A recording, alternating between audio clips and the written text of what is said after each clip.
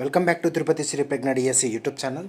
DSC syllabus release అయిన నేపథ్యంలో మనం ముఖ్యంగా చూసుకున్నట్టయితే మొత్తం సిలబస్ని 7 సార్ల కంటే ఎక్కువ సార్లు మీ చేత చదివించే విధంగా మనం ప్లాన్ అనేది చేసి ఆ ప్లాన్ని ఈ విధంగా ఇంప్లిమెంటేషన్ అనేది చేస్తున్నాం. సిలబస్ని మొత్తం కూడా 12 భాగాలుగా విభజన చేసి ఈ 12 భాగాల్లో మనం మొత్తం సిలబస్ని ఒక ఆర్డర్ ప్రకారంగా ఇంట్రడ్యూస్ చేసి దాన్ని మీ చేత చదివించి దానికి సంబంధించి మనం ఈ యొక్క వీక్లీ గ్రాండ్ టెస్ట్ అనేది కండక్ట్ చేయడం జరుగుతుంది. ఇది ఎలా ఉంటుందంటే రివిజన్ గ్రాండ్ టెస్ట్ అనేది అప్లికేషన్ ఓరియంటెడ్లో డిఎస్సి ప్యాటర్న్లో అనేది ఉంటుంది. మీరు ఇందులో ఒక్క ప్రశ్నకు సమాధానం చేయాలన్నా కూడా దాదాపు 2-3 ప్రశ్నలు మీకు 2-3 కాన్సెప్ట్లు కూడా మీకు తెలియాల్సి ఉంటుంది. ఖచ్చితంగా ఈ వీడియోని మీ అందరికీ కూడా అవగాహన పొందుపరచాలనే ఉద్దేశంతో మొదటిగా చూసుకున్నట్టయితే మనకు ఈ యొక్క మొదటి రివిజన్ గ్రాండ్ టెస్ట్లోని తెలుగులోని మనకు 3, 4, 5 తరగతులకు సంబంధించిన తెలుగు అనేది జరిగింది. ఈ 3, 4, 5 తరగతులకు సంబంధించిన తెలుగులోని బిట్స్ అనేది మనమైతే అనాలిసిస్ చేద్దాం. క్వశ్చన్ యొక్క ప్యాటర్న్ ఒకసారి చూడండి, క్వశ్చన్ యొక్క డెప్త్నెస్ చూడండి. ఇలా మనకు డిఎస్సిలో ఇంత డెప్త్గా రాకపోయినా ఇలాంటి ప్రశ్నలు మీరు ఎప్పుడైతే అలవాటు పడతారో ఈజీగా మనకు డెప్త్గా వచ్చిన క్వశ్చన్ కూడా మనకు చివరికి ఈజీగా కనిపిస్తుంది. మనం ఈజీగా ఆన్సర్ చేయడానికి అవకాశం అనేది ఉంటుంది. ఈ వీడియోని డిఎస్సి రాసే మీ మిత్రులందరికీ కూడా షేర్ చేయండి, అప్పుడే ఎక్కువ మందికి రీచ్ అవుతుంది. ఇంకా మన ఛానల్ని సబ్స్క్రైబ్ చేసుకునే వాళ్ళు ఇప్పుడే సబ్స్క్రైబ్ చేసుకోండి. ఇంకా ముఖ్యంగా మీరు చూసుకున్నట్టయితే ఈ యొక్క 12 రివిజన్ గ్రాండ్ టెస్ట్లు అయిన తర్వాత ఈ 12 రివిజన్ గ్రాండ్ టెస్ట్లు 6 భాగాలుగా, 6 భాగాల్ని కాస్త 3 భాగాలుగా, 3 భాగాల్ని కాస్త 2 భాగాలుగా, 2 భాగాల్ని కాస్త 1 భాగంగా చేసి దాదాపు 7 సార్ల కంటే ఎక్కువ సార్లు మీ చేత చదివించి మీ చేత ఎగ్జామ్ అనేది రాయించడం అనేది చేస్తూ ఉంది తిరుపతి శ్రీ ప్రజ్ఞ డిఎస్సి. మీరు కూడా ఈ యొక్క అవకాశాన్ని వినియోగించుకోవడం కోసం ఇప్పుడే తిరుపతి శ్రీ ప్రజ్ఞ డిఎస్సికి ఇక్కడ డిస్ప్లే అవుతున్న నెంబర్కి అయితే కాల్ చేసి దీనికి సంబంధించి పూర్తి డీటెయిల్స్ అయితే తెలుసుకోండి. ఖచ్చితంగా ఆఫ్లైన్లో రాయడానికి ప్రయత్నం చేయండి. రాష్ట్రంలో ఎన్ని జిల్లాలు అయితే ఉన్నాయో అన్ని జిల్లాల నుంచి కూడా మనకు ఈ యొక్క ఎగ్జామ్స్ అనేది ప్రతి ఒక్కరు కూడా ఉపయోగించుకోవడం జరుగుతూ ఉంది. మీరు ఒక్కసారి దీన్ని గమనించాలి. మీరు ఈ యొక్క ఎగ్జామ్లో మీరు రాయడం వల్ల మిగతా వారికంటే మీ యొక్క స్థాయి అనేది మీరు ఈజీగా అవగాహన చేసుకోవడానికి అవకాశం అనేది ఉంటుంది. ఇక మీరు ఒకవేళ ఇంత దూరం వచ్చి రాయలేము అనుకున్న వాళ్ళకి క్వశ్చన్ పేపర్స్ ఏమైనా నీడ్ అయితే ఇక్కడ డిస్ప్లే అవుతున్న నెంబర్కి కాల్ చేసి ఈ క్వశ్చన్ పేపర్ సంబంధించి ఇన్ఫర్మేషన్ అయితే తెలుసుకోండి. లేదు వీటికి సంబంధించి ఆన్లైన్లో మీరు రాయాలనుకుంటే ఆన్లైన్లో మనం ఈ యొక్క తిరుపతి శ్రీ ప్రజ్ఞ డిఎస్సి యాప్ని అయితే డౌన్లోడ్ చేసుకొని మనం ఆన్లైన్లో ప్రొవైడ్ చేసే ఆ యొక్క ఎగ్జామ్ని అయితే రాసుకొని మీ మార్క్స్ మరియు ర్యాంక్స్ అనేది మీరు తెలుసుకోవడానికి మీకు చాలా ఈజీగా ఉంటుంది. అయితే ఈ యొక్క డిఎస్సి రివిజన్ గ్రాండ్ టెస్ట్ సంబంధించి మనం చూసుకున్నట్టయితే డిఎస్సిలో అప్లికేషన్ ప్యాటర్న్లో ఉంటుంది కాబట్టి ఈ యొక్క అప్లికేషన్ ప్యాటర్న్లోనే మనం ప్రతి క్వశ్చన్ పేపర్ని కూడా తయారు చేయడం జరిగింది. ఇందులో భాగంగా మనం తెలుగు కంటెంట్కి సంబంధించి 16 ప్రశ్నలు మనం ఇక్కడ చూద్దాం. ఇక్కడ ఒకసారి మీరు గమనించండి. ఇక్కడ మీరు ఒకసారి చూసుకున్నట్టయితే ఒక్క ప్రశ్నకు మీరు ఆన్సర్ చేయాలన్నా 2-3 కాన్సెప్ట్ తెలియాల్సి ఉంటుంది. ఉదాహరణకి 41వ ప్రశ్న చూడండి. ఈ కింది పాటలను వారి కవులతో జత చేయండి అని చెప్పి ఇవ్వడం జరిగింది. మొదటిది చూడండి, ఆవు పాల వంటిది అందమైన పాట, పుట్టతేనె వంటిది చిట్టిపాప మాట. ఈ యొక్క పాటను రాసింది ఎవరు? తర్వాత మనం చూసుకున్నట్టయితే 1000 సంవత్సరాల వెనకాల కవినోయ్, 1000 సంవత్సరాల పోయాక కవినోయ్. ఈ యొక్క పాటను రాసింది ఎవరు? ఈ విధంగా మీకు జతపరచండి అని ఇచ్చేస్తారు. ఆ తర్వాత మీరు ముఖ్యంగా చూసుకున్నట్టయితే వీరగంధము తెచ్చినారము వీరుడెవ్వడు తెలుపుడి, వడగళ్ళు వానదేవుని పనులు వెళ్ళలేని తులలేని వెన్న ముద్దల చెండ్లు. ఈ విధంగా మీకు ఒకే క్వశ్చన్ ఇవ్వకుండా మనకు చూసుకున్నట్టయితే ముఖ్యంగా టెట్లో వచ్చిన విధంగా ఒక పాట ఇచ్చి ఆ పాట రాసిన కవి ఎవరు అని ఇవ్వడు. డిఎస్సిలో 4-5 పాటలు ఇచ్చి ఆ పాటలు రాసిన కవిల్ని జతపరచండి అని చెప్పి ఇవ్వడం జరుగుతుంది. ఇక్కడ మనం ఒకసారి గమనించినట్లయితే మనం మొదటగా చెప్పుకున్నాం, ఆవు పాల వంటిది అందమైన పాట, పుట్టతేనె వంటిది చిట్టిపాప మాట. ఈ యొక్క పద్యాన్ని ఈ యొక్క పాటని రాసిన కవి గురించి ఒక్కసారి మనం తెలుసుకున్నట్లయితే జీవి సుబ్రహ్మణ్యం అని చెప్పవచ్చు. 1000 సంవత్సరాల వెనకాల కవినోయ్, 1000 సంవత్సరాల పోయాక కవినోయ్. ఈ పాటను మీరు రాసిన కవిని ఒకసారి గమనించినట్టయితే అడవి బాపిరాజు అని చెప్పచ్చు. వీరగంధము తెచ్చినారము వీరుడెవడో తెలుపుడి అనే యొక్క పాటను రాసిన వ్యక్తి త్రిపురనేని రామస్వామి అని చెప్పొచ్చు. వడగళ్ళు వానదేవుని పనులు వెళ్ళలేని తులలేని వెన్న ముద్దల చెన్లు. ఈ యొక్క పాటను రాసిన కవి చూసుకున్నట్టయితే ఏడిద కామేశ్వరరావు అని చెప్పవచ్చు. తర్వాత చూద్దాం. మనకు డిఎస్సిలో ఆల్రెడీ టెట్లో ఈ విధంగా మనకైతే అడిగారు. డిఎస్సిలో కూడా ఈ విధంగా మనకు ప్రశ్న అయితే అడగడానికి అయితే అవకాశం ఉంది. ఒక్కసారి మనం ఇక్కడ గమనించినట్టయితే 42 క్వశ్చన్, ఈ కింది పద్య పాదాలను సరైన క్రమంలో ఉంచండి అని చెప్పి 4 పాదాలు ఇచ్చేసి ఆ 4 పాదాలను జంబ్లింగ్ చేసి ఇచ్చాడు. మనం ఆర్డర్ ప్రకారంగా పెట్టమని చెప్పారు. ఇది ఒక్కసారి మనం గమనించినట్టయితే మనకు చూసుకున్నట్టయితే పద్యరత్నాలు ఉన్న పద్యాలన్నీ కూడా దాదాపు నేర్చుకోవాల్సి ఉంటుంది. మనకు ప్రశ్న ఏ విధంగా వచ్చినా కూడా ఈజీగా ఆన్సర్ చేయవచ్చు. దీనికి సంబంధించిన ఆన్సర్ ఒకసారి చూసుకున్నట్టయితే మొదటి పద్యపాదం బ్రతకబచ్చుగాక బహుబంధములైన, రెండవ పాదం వచ్చుగాక లేమి వచ్చుగాక, జీవధనములైన జెడుగాక పడుగాక, మాట తిరగలేరు మానధనులు. ఇది దీనికి సంబంధించిన ఆన్సర్ అని చెప్పొచ్చు. మీరు ఇక్కడ గమనించాల్సిన విషయం ఏంటంటే క్వశ్చన్ ప్యాటర్న్ అనేది ఎలా వస్తుంది, మనం పెడుతున్న క్వశ్చన్ అనేది డెప్త్నెస్ అనేది ఎలా వస్తుంది అనేది మీరు గమనించాలి. ఆ తర్వాత చూద్దాం. ఈ క్రింది శతక పద్యాలను వాళ్ళు రాసిన శతకాలతో జతపరచండి అని చెప్పి రాయడం జరిగింది. క్వశ్చన్ యొక్క ప్యాటర్న్ ఒకసారి గమనించండి. ఉదాహరణకి మన గతంలో కూడా ఈ ప్రశ్న అయితే రావడం జరిగింది. పరుల కొరకు నదులు ప్రవహించు, గోవులు పాలనిచ్చు, చెట్లు పూలు పూయు. ఈ యొక్క పద్యాన్ని రాసిన కవిని ఒకసారి మనం గమనించినట్టయితే ఇది ఒక తెలుగు బాల శతకం అని చెప్పవచ్చు. ప్రశ్న నుండి పుట్టు పరిణితి జ్ఞానము, ప్రశ్న తోడ పెరుగు ప్రాభవంబు. ఈ పాటను రాసిన కవిని ఒకసారి మనం గమనించినట్టయితే నార్లవారి మాట అని చెప్పవచ్చు. తర్వాత చూద్దాం. చదువు చదువుకున్న సౌఖ్యము నుండదు, చదువు చదువనేని సరసుడవును. ఈ యొక్క పద్య పాదాన్ని చూసుకున్నట్టయితే వేమన గారు రచించారు. నిజము మీద భూమి నిలబడి ఉండును, సత్యవాక్కు మీద జనత నడుచు. ఈ యొక్క పద్యాన్ని చూసుకున్నట్టయితే పోతులూరి వీరబ్రహ్మేంద్రం గారు రాశాడు తన యొక్క కాళికాంబ సప్తశతిలో అని చెప్పవచ్చు. ఆ తర్వాత చూద్దాం. మనకు ప్రశ్నలు ఈ విధంగా కూడా అడుగుతాడు. కొన్ని పాత్రలు ఇచ్చేసి ఆ పాత్రలకు సంబంధించి మీరు జత చేయండి అని చెప్పి క్వశ్చన్స్ అయితే అడగడం జరుగుతూ ఉంది. ఇలా మనం క్వశ్చన్ అడిగినా కూడా మనం ఈజీగా ఆన్సర్ చేయాలి. ఉదాహరణ చూసుకున్నట్టయితే జయచంద్రుడు అనే యొక్క పాత్ర మనం గమనించినట్టయితే గోపాల్ తెలివిలో ఉంటుంది. రాము అనే పాత్ర ఇక్కడ సంవర్తన అనబడింది, సంవర్తన కాదు పరివర్తనలో ఉంటుంది.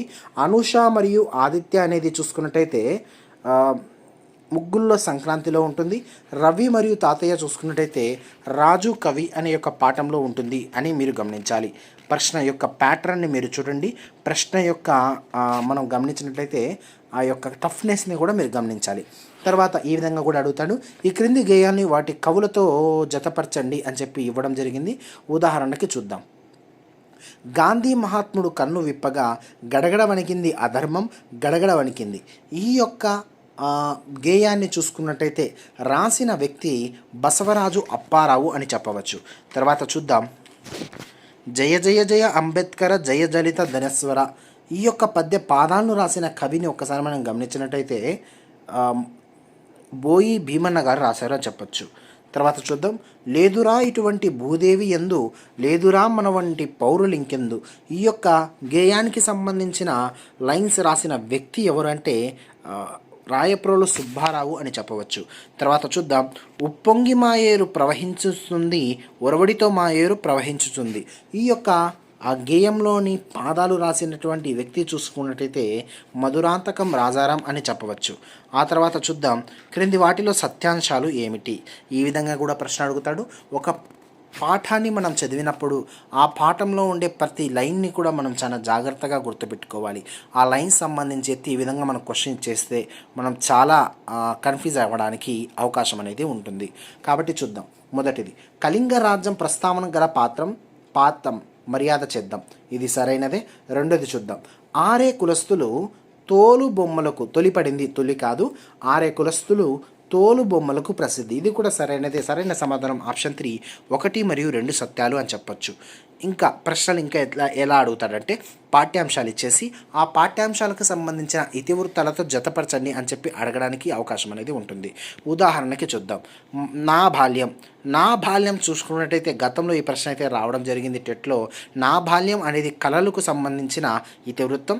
మంచి బాలుడు చూసుకున్నట్టయితే మంచి బాలుడు అనేది సహానుభూతికి సంబంధించిన ఇతివృత్తం అని చెప్పొచ్చు. పొడుపు విడుపు చూసుకున్నట్లయితే భాషాభిరుచి సంబంధించిన ఆ యొక్క ఇతివృత్తం అని చెప్పవచ్చు. మా ఊరి ఏరు అనేది ప్రకృతి వర్ణనకు సంబంధించిన ఇతివృత్తం అని చెప్పవచ్చు. తర్వాత చూద్దాం. ఈ క్రింది రచనలు వారి యొక్క రచయితలకు సంబంధించి తప్పుగా ఉన్న జంటలు ఏమిటి. ఈ విధంగా కూడా మనకు ప్రశ్న అడుగుతాడు. అంటే కేవలం ఒక కవి గురించి మనం తెలుసుకొని పోతే ఈ విధంగా ప్రశ్న అడిగితే మనం ఖచ్చితంగా తప్పు చేసుకోవడానికి అవకాశం ఉంటుంది. కాబట్టి ప్రతి కవి గురించి మనం డెప్త్గా నేర్చుకుంటేనే ఇలాంటి ప్రశ్నలు వస్తే ఆన్సర్ చేయడానికి అవకాశం ఉంటుంది. మొదటి చూద్దాం. చీకటి మేడిలో నూతిలో గొంతుకలు ఆగమ గీతి, ఇది ఆలూరి బైరాగి రాశారు. ఇది సరైనదే. ఆలూరి బైరాగికి సంబంధించి మరొక రచన కూడా ఉంది, అదే దివ్య భవనం. తర్వాత చూద్దాం. ఏకాదశి, శబరి, వటిరావు కథలు, లక్క పిడతలు, ఇది మనకు రాసిన వ్యక్తి ఎవరు అని అడిగితే ఇది చింతా దీక్షితులు రాస్తారు. మధురాంతపం రాజారాం కాదు. తర్వాత చూద్దాం. హరివిల్లు, అక్షరయాత్ర, నరవతారం, ఇది నండూరి రామ్మోహన్ రావు గారు రాస్తారు. తర్వాత ఆంధ్రుల చరిత్ర, కేనోపనిషత్తు, ఇది రాసిన వ్యక్తి ఎవరంటే జంధ్యాల సుబ్రహ్మణ్య శాస్త్రి. అంటే ఆప్షన్ 2 అనేది మనం సెలెక్ట్ చేసుకోవాలి. ఆ తర్వాత మనకు ప్రశ్న ఎలా అడుగుతారంటే ఒక పాత్ర ఇచ్చేసి ఆ పాత్ర గల పాఠము ఏమిటి, ఈ విధంగా జత చేయండి అని చెప్పి అడగడానికి అవకాశం ఉంది. ఇంకా డెప్త్గా అడిగితే ఒక పాత్ర ఇచ్చేసి ఆ పాత్ర కలిగిన పాఠంలో ఉన్నటువంటి ఇతివృత్తం ఏమిటి అని చెప్పి కూడా మనకు ప్రశ్న అడగడానికి అవకాశం ఉంది. చూద్దాం. రవి అనే పాత్ర చూసుకున్నట్టయితే మనకు ఏ పాఠ్య భాగంలో వస్తుంది అంటే సాయం అని చెప్పవచ్చు. మనకు రవి రాఘవ అని చెప్పి తండ్రి కొడుకులు ఉంటారు. ఆ యొక్క సాయం పాఠ్యభాగంలో పిచ్చుకలను రక్షించే క్రమంలో ఈ యొక్క పాఠ్యభాగం ఉంటుంది అని చెప్పవచ్చు. ఆ తర్వాత చూద్దాం. జావేద్ మరియు వెంకట్, ఇది చూసుకున్నట్టయితే కొండవాగు అనే ప్రాంతంలో జావేద్ వెంకట్కి అయితే లేఖ రాస్తారు. క్రాంతి మరియు అక్షయ, ఇది చూసుకున్నట్టయితే ఈటింగ్ పండుగ అనే యొక్క పాఠ్యభాగంలో క్రాంతి, అక్షయ, పెద్దనాన్న, ఇవి ముగ్గురు కూడా పాత్రలు ఉంటారు అని చెప్పచ్చు. ఆ తర్వాత వియాన్ మరియు సీను మరియు తాతయ్య, వీళ్ళు ముగ్గురు కూడా ఉన్న ఆ యొక్క పాఠ్యభాగం చూసుకున్నట్టయితే మంచి బహుమతి అని చెప్పవచ్చు. ఈ విధంగా ప్రశ్న వచ్చినా కూడా మీరు రాయాలి. ప్రశ్న యొక్క డెప్త్నెస్ అనేది మీరు ఒక్కసారి గమనించండి. ఆ తర్వాత చూద్దాం. 50వ ప్రశ్న. బోయి భీమన్నకు సంబంధించి సత్యాంశాలు కానిది. మొదటిది చూద్దాం.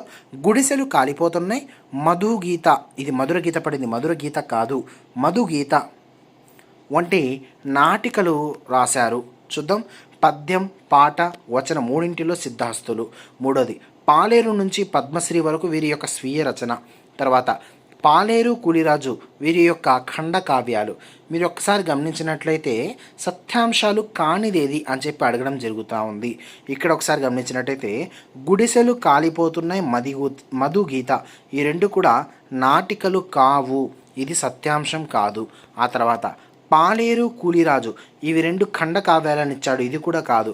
సరైన సమాధానం చూసుకున్నట్టయితే 2 మరియు 3 అని చెప్పవచ్చు. ఆ తర్వాత ప్రశ్న చూద్దాం. ఒరులేయని ఎనరించిన నరవర, అప్రియము తన మనంబుకు కగు, ఈ పద్య పాదాలను రచించిన కవి ఎవరు అని చెప్పి అడగడం జరుగుతుంది. ఒక పద్యం ఇచ్చిన తర్వాత ఆ పద్యానికి సంబంధించిన అర్థం నేర్చుకోవడంతో పాటు ఆ పద్యానికి సంబంధించిన పాదాల్లోని సంఘటన క్రమం కూడా మనం నేర్చుకోవాల్సి వస్తుంది. అప్పుడు మనం ప్రశ్న ఏ విధంగా వచ్చినా కూడా రాయడానికి అవకాశం ఉంటుంది. కొన్ని సందర్భాల్లో మనకు ఒక పద్యం ఇచ్చి పద్యం ఎవరికి చెప్పారు, ఎవరు రాశారు, ఏ సందర్భంలో రాశారు, ఈ విధంగా కూడా మనం ప్రశ్న అయితే అడగడం జరుగుతూ ఉంటుంది. కాబట్టి మనం టెక్స్ట్ బుక్స్ని అయితే నీట్గా చదవాలి. ఇక్కడ ఒరులేయని ఎనరించిన నరవర, ఈ యొక్క పద్య పాదాలను రచించిన కవి చూసుకున్నట్టయితే తిక్కన అని చెప్పవచ్చు. ఆ తర్వాత చూద్దాం. క్రింది వాటిలో ముక్తక లక్షణానికి సంబంధించిన సాహిత్య ప్రక్రియ. ఈ యొక్క మనం ఒక్కసారి గమనించినట్టయితే టెక్స్ట్ బుక్లో ముక్తకాలకు సంబంధించి డెప్త్ ఇన్ఫర్మేషన్ ఒక అపరిచిత గద్యం సంబంధించిన భాగంలో ఉంది అని చెప్పవచ్చు. అక్కడ ముక్తకాలు అంటే ఏమిటంటే వేటికదే ఒక స్వతంత్రమైన అర్థాన్ని ఇవ్వడం అనేది జరుగుతూ ఉంది. అలా స్వతంత్రమైన అర్థాలు ఇచ్చేటువంటి ఆ యొక్క సాహిత్య ప్రక్రియలో చూసుకున్నట్టయితే శతకాలు మరియు చాటువులు, ఈ రెండు కూడా ముక్తక లక్షణాలకు సంబంధించింది అని చెప్పవచ్చు. 53వ ప్రశ్న చూద్దాం. శ్రీ వెంకటాచల మహత్యం, అష్టాంగ యోగసారం రచనలు రాసిన ఆ యొక్క కవిత్రి ఎవరు అని చెప్పి అడగడం జరిగింది. దీనికి సంబంధించిన సరైన సమాధానం తరిగొండ వెంగమాంబ, ఆప్షన్ 4 అని చెప్పవచ్చు. ఆ తర్వాత చూద్దాం. ప్రశస్తమైన పద్యశిల్పం, సులలితమైన ధార, సామాజిక అసమానతల పట్ల ఆగ్రహం, ఎవరి యొక్క కవితా లక్షణాలు? ఇది చూసినట్టయితే సరైన సమాధానం ఆప్షన్ 3 గుర్రం జాషువా అని చెప్పవచ్చు. రాజు కవి అని ఒక పాఠం రాస్తాడు. ఈ యొక్క రాజు కవికి సంబంధించి ఎవరు గొప్పవారు అని చెప్పి పిల్లవాడు అడిగిన ప్రశ్నకి తన యొక్క తాతయ్య ఇచ్చే సమాధానమే ఈ యొక్క పాఠ్య భాగం అని చెప్పవచ్చు. ఆ తర్వాత చూద్దాం. సూర్యుడు, ఇక్కడ చూసుకున్నట్టయితే సూర్యుడితో పాటు నక్షత్రాలు దగ్గరగా ఉంటే ఏమి ఏర్పడతాయని చెప్పి అడగడం జరిగింది.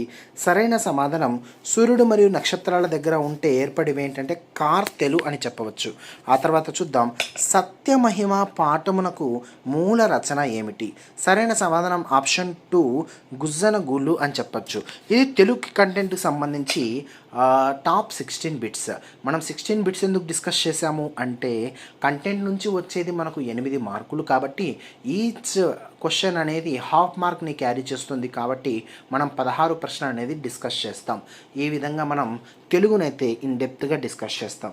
మీరు ఇప్పటికే మీకు అర్థమయ్యి ఉంటుంది, ఒక్క ప్రశ్నను మీరు ఆన్సర్ చేయాలన్నా కూడా కాన్సెప్ట్ మొత్తం తెలియడం మాత్రమే కాదు, కాన్సెప్ట్ పూర్తిగా అవగాహన అయ్యి ఉండాలి. ఈ వీడియోని డిఎస్సి రాసే మీ మిత్రులందరికీ కూడా షేర్ చేయండి, అప్పుడే ఎక్కువ మందికి రీచ్ అవుతుంది. ఇంకా మన ఛానల్ని సబ్స్క్రైబ్ చేసుకునే వాళ్ళు ఇప్పుడే సబ్స్క్రైబ్ చేసుకోండి. Thank you.